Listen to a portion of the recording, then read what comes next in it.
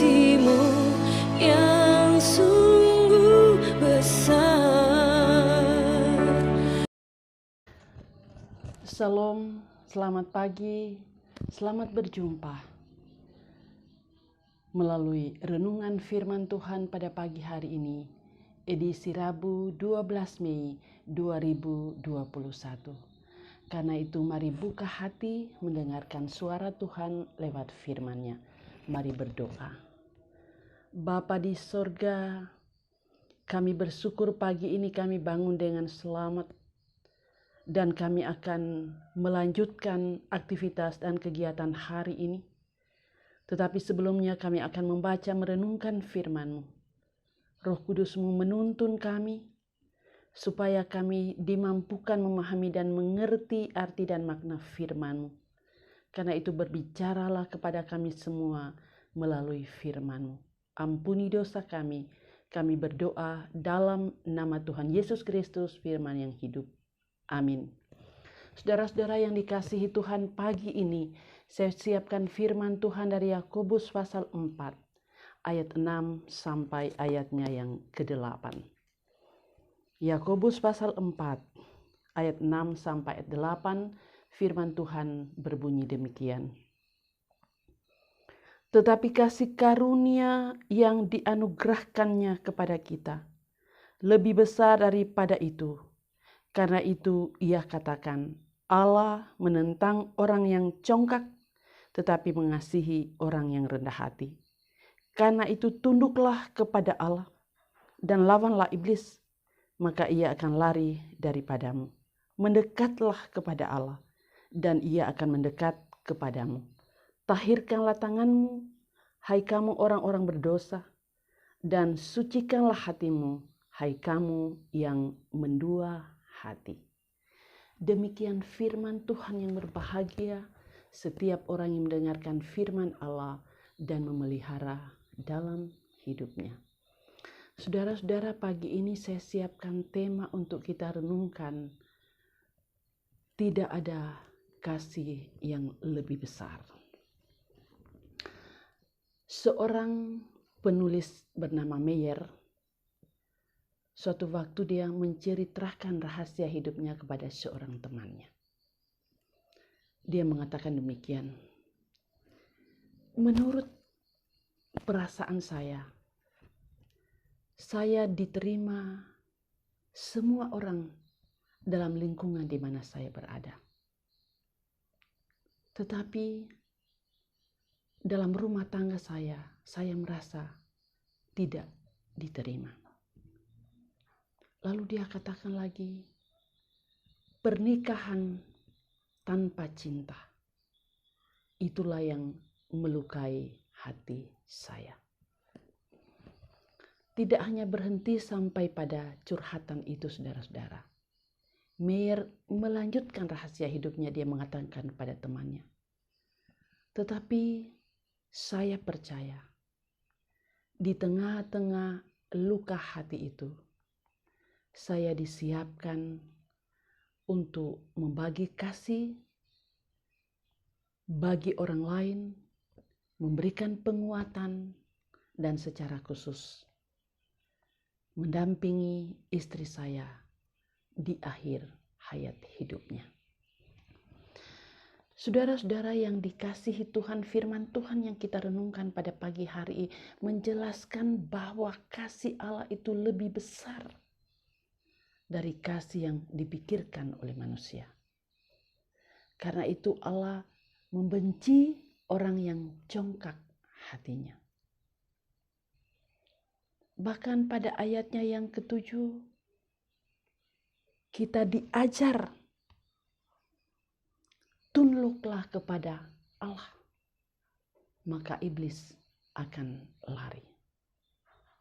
Bahkan ayatnya yang ke-8 dikatakan, mendekatlah kepada Allah. Kita juga disuruh tahirkanlah tanganmu. Karena kita adalah orang-orang yang berdosa. Bahkan kita juga diarahkan, sucikanlah hatimu, hai kamu yang mendua hati. Mendua hati artinya orang yang suam-suam kuku percaya kepada Yesus. Karena itu saudara-saudara, pada pagi hari ini saya ingin merefleksikan firman Tuhan seperti ini. Jika hati kita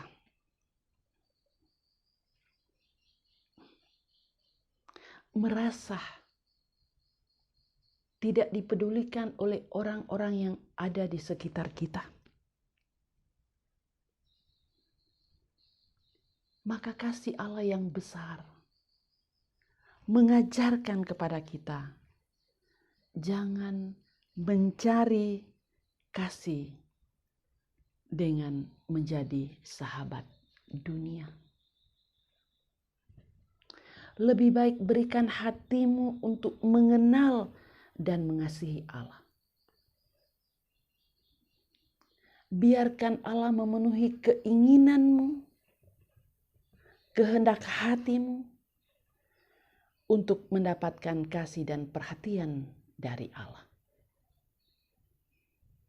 Sebab kasih Allah lebih besar daripada kasih yang kita dapat dan kita peroleh dengan perjuangan kita sendiri. Saudara-saudara, bahkan kasih Allah itu dapat dilipat gandakan. Maksudnya, ketika kita menyadari dan mengalami kasih Allah yang tanpa syarat, maka kita juga dapat memberi diri kita berguna bagi orang lain. Karena didorong oleh kasih Allah yang tanpa syarat, bahkan terhadap orang yang menyakiti dan melukai hati kita sekalipun. Izinkan Tuhan menarik hidupmu kepadanya, menopangmu dengan perhatiannya, membentukmu menurut citranya yang sempurna.